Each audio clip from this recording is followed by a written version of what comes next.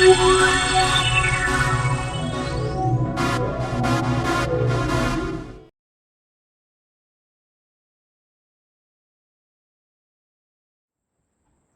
dispute can be settled by arbitration? ठीक है. So basically, if you see, all disputes of civil or quasi civil nature involving civil rights fall within the jurisdiction of arbitration. Obviously, matters which are of constitutional nature, matters which are of criminal nature, matters regarding which any specific act has already been passed, such kind of matters regarding which a specific institution is already in place, which have exclusive jurisdiction over that subject matter, cannot be given for arbitration. So the point arises, what kind of dispute can be submitted for arbitration? So in this respect, you can understand that basically all civil or quasi civil nature of cases could fall within the jurisdiction of arbitration. Regarding which, one more section that you have to read is section 9 of CPC. Section 9 of CPC, which tells about the jurisdiction of a civil court. So when you read section 9 of CPC, it says that courts to try all civil suits unless barred. That means until unless a specific act or specific statute specifically bars the jurisdiction of civil court, the civil court has the jurisdiction to deal with all civil matters. For example, I can give you one example. If you read section 430, section 430 of the Companies Act, section 430 of the Companies Act, since you know that the dispute regarding shareholders, directors, or a company is a civil dispute. But if you read section 430 of the Companies Act, it specifically bars the jurisdiction of a civil court. What section 430 of the Companies Act says? That no civil court shall have jurisdiction to entertain any suit or proceeding in respect of any matter of the tribunal. Appellate tribunal is empowered to determine by or under this act or under any other law for the time in force, and no injunction shall be granted by any court or other authority in respect of any action taken or taken in pursuance of any power conferred under the act for the time being enforced by the tribunal, appellate tribunal. What does that mean? That means that if the matter is related to company law and if it falls within the exclusive jurisdiction of National Company Law Tribunal or National Company Law Appellate Tribunal, that matter cannot go to the district court or civil court for adjudication, because that subject matter now specifically dealt with by the tribunal or appellate tribunal constituted under the Companies Act. So if you read section 9 of CPC, it very specifically says that civil courts shall have jurisdiction to try all suits of civil nature excepting suits of which cognizance is expressly or impliedly barred. That means if any statute bars the jurisdiction of civil court, that matter will not be taken up by the civil court, and that is why such matters cannot also be taken up by an arbitration tribunal, because arbitration tribunal also does not have jurisdiction in matters which are specifically dealt with by any other specific institute, any specific act under which a forum or a tribunal is constituted. That subject matter cannot be dealt with by the district court. That subject matter also could not be dealt with by the arbitration tribunal, except that arbitration tribunal, if the parties agree or if the court agree, in that case that matter of civil nature could be adjudicated or could be dealt with by the arbitration tribunal as well. Regarding which, you have to read one more section of CPC, that is section 89. Section 89. Section 89 of CPC. Let us read section 89 of CPC.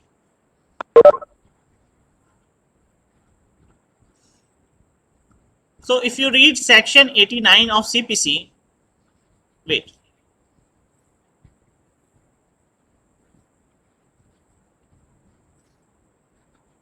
What section 89 of CPC says that settlement of dispute outside the court. It talks about alternate ways of settling the dispute outside the court. So it says, it specifically recognized, section 89 of Code of Civil Procedure specifically recognized alternate ways of settling the dispute which are pending before the civil court. Because you know that if the parties settle their dispute through normal civil court procedure, it will eat up lot of time and energy of the court as well as of the party. So it will be better if the matter could be settled outside the court with the help of alternative dispute resolution like arbitration, conciliation, mediation or lok adalat. That is what section 89 is saying. So section 89 says that where it appears to the court that there exists an element of settlement which may be applicable to the parties, the court shall formulate the terms of settlement and give them to the parties for their observation, and after receiving the observation of the parties, the court may reformulate the terms of possible settlement. So suppose before the civil court any matter relating to money decree, any matter relating to any commerce or trade, any such subject matter is pending, then if the court feels that, or that court have the perception that the parties are willing to settle their dispute outside the court, not going to the conventional court process, then the court can formulate the terms of settlement and refer that matter for alternate ways of settlement of dispute through arbitration, through conciliation, through lok adalat, through mediation, or any other alternate ways the parties can, through which the parties can resolve the dispute. Because ultimately what matters is the resolution of a dispute in a timely manner and in a less costly manner. So if the parties are willing to settle their dispute outside the court in a timely fashion, then the court recognizes such settlement, which is specifically provided in section 89. Right. So first point is basically all civil disputes, all disputes of civil or quasi-civil nature involving civil rights fall within the jurisdiction of arbitration. Along with that, all disputes, commercial, civil, labor, family dispute, in respect of which parties are entitled to conclude a settlement, can be settled by alternative dispute resolution mechanism. Remember one thing, that until unless it is not specifically barred by a statute, because what section 9 says that, section 9 of CPC says that all civil courts shall have jurisdiction until unless it is barred by any other statute. So you have to keep in mind that if the statute does not bar the jurisdiction, then that matter can be referred to civil court, and then that matter can also be referred to arbitration as well. Along with that, dispute involving joint venture, construction, project, partnership differences, intellectual property, personal injury, personal liabilities, professional liability, real estate securities, contract, banking. There are innumerous number of matters, subject matters are there, which could be referred to arbitration. So there are a lot of matters that could be referred to arbitration, but there are certain limitations. Constitutional matters cannot go to arbitration, or if the subject matter is specifically barred by a statute, then it cannot go to arbitration. Criminal matters cannot go to arbitration. So there are certain constraints. Apart from that, all matters can go to arbitration. As I have already told you, matters relating to trade and commerce, majority of the matters which are entertained by arbitration or conciliation, which goes to arbitration or conciliation, are majority of them relate to trade and commerce. Always remember that. Other matters could also go, but majority of them relate to trade and commerce. It is an expanding to the areas of construction, healthcare, telecommunication, entertainment, technology-based industry also go to arbitration. Now, what are the disputes that are beyond the jurisdiction of arbitration, or what are the disputes that cannot go to arbitration? in any dispute involving criminal offense are beyond the jurisdiction of arbitration. So criminal offenses, since there is a specific procedure, since there is an IPC, CRPC dealing with such criminal offenses, and since criminal offenses are offenses against the society at large, it affects the consciousness of the society at large, such matters of pertinent importance, such matters of imperative importance cannot go to arbitration. So such matters have to be dealt with by the session court or by the high court or the supreme court. So such matters are exclusive to the jurisdiction of criminal courts and it cannot go to arbitration. Even in civil cases, also there are certain subject matters which cannot go to arbitration. What are those matters?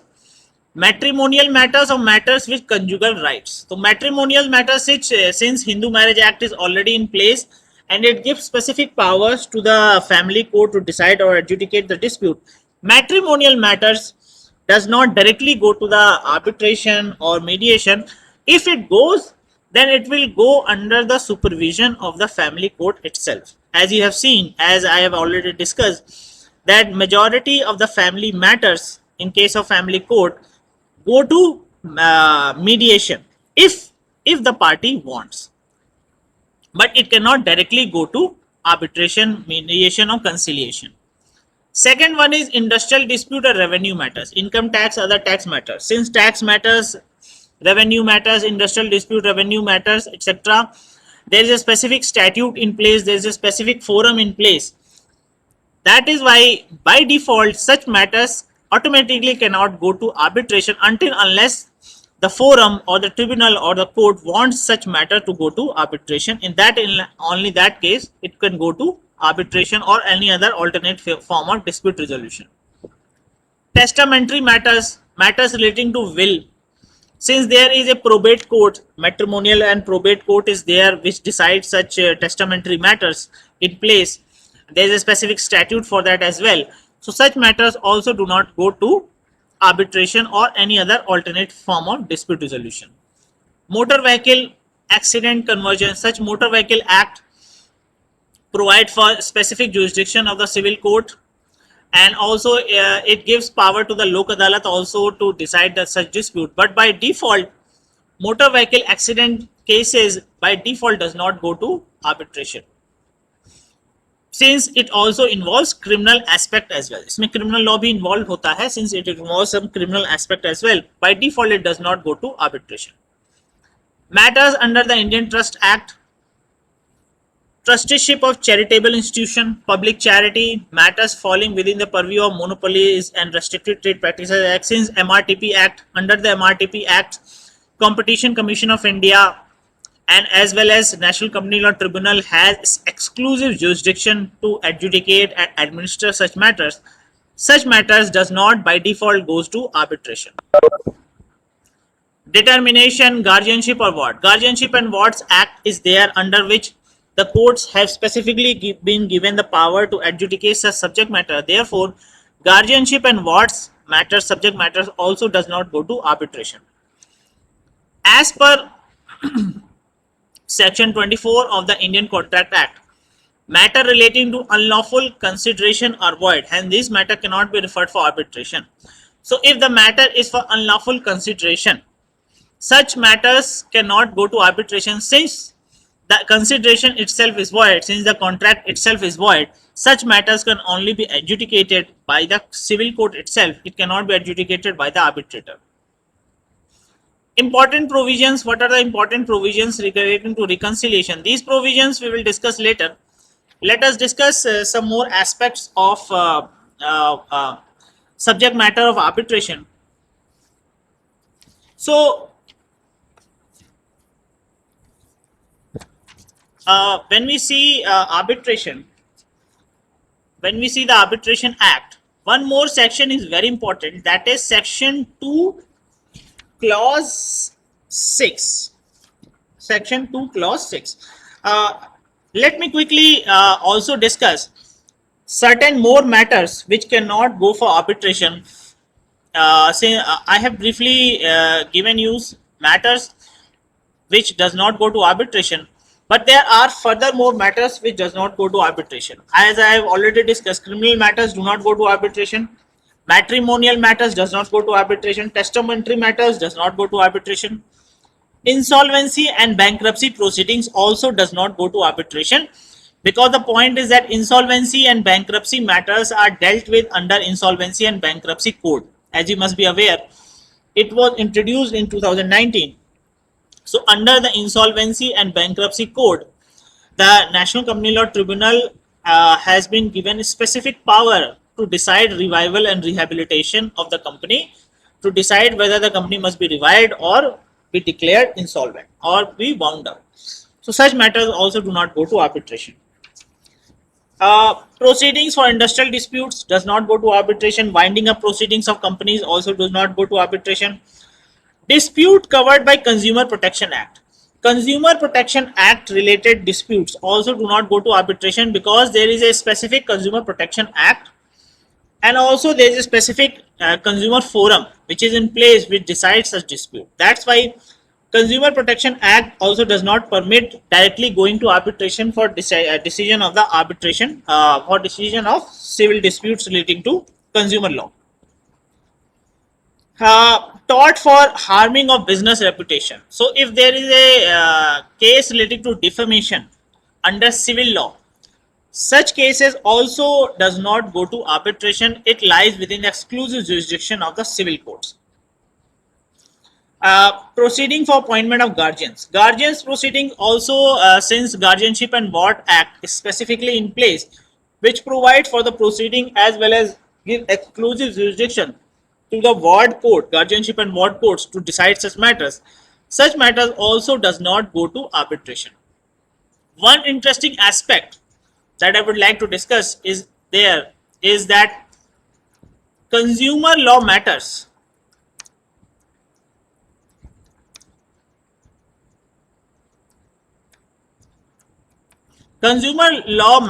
arbitrable. Under consumer law, a person can go for arbitration. So if you read an article, I would like to read it before you, an article of Mondak that talks about Supreme Court rules on arbitrability of consumer dispute, because there have been a petition that has been filed before the court in which it has been challenged, since the Consumer Protection Act gives jurisdiction to National Consumer Forum, but at the same time there are various aspects which could be subject to arbitration. So the consumer disputes should also be subject to arbitration. This was the plea raised before the Supreme Court. The Supreme Court of India, if you read here, the Supreme Court of India, wide judgment Miss EMR MGF Limited versus Aftab Singh review petition. This is a review petition. Has conclusively decided that if a dispute brought before the consumer forum arises from an agreement which has an arbitration clause, the consumer forum will be the appropriate forum for hearing the dispute. The decision was based on the premise that consumer disputes are of a public nature, and consequently the remedies under the Arbitration Conciliation Act for the same are barred by implication. The Supreme Court placed reliance on various landmark judgment on the subject of arbitrability. So what was the ratio, or what was the reasoning of the Supreme Court when they say that consumer cases or consumer law related matters will not go to arbitration? Is that consumer matters or consumer law related matters affects the public at large. It affects the public at large, and it is of a public nature. Since arbitration is like a private court proceedings done by a private judge who is appointed by the parties, such matters of high importance cannot be given for arbitration or cannot be referred for arbitration. That was the reasoning of the Supreme Court in EMR case. So the Supreme Court relied on various landmark judgment on the subject of arbitrability. It further demonstrates how the amendment made to Section 8 Clause 1 of the Arbitration Act did not bar the National Consumer Dispute Redressal from refusing to refer the arbitration. Because if you read Section 8 Clause 1, it says that if there is an arbitration agreement,